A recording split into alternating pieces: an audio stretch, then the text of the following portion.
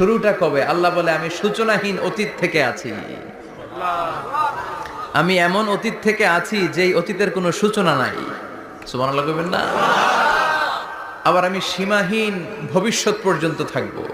সুবহানাল্লাহ পড়েন।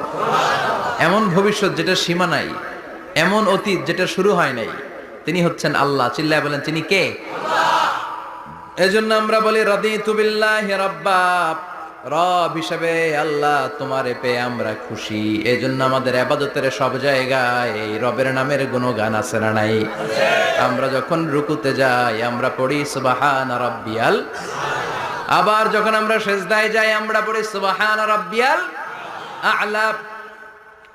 রুকুতে গেলে সুবহানা রাব্বিয়াল আযীম, আবার যখন সিজদায় যাই তখন আমরা পড়ি সুবহানা রাব্বিয়াল আ'লা। আবার কবরের জীবন যখন আমরা শুরু করে দিব, কবরের প্রথম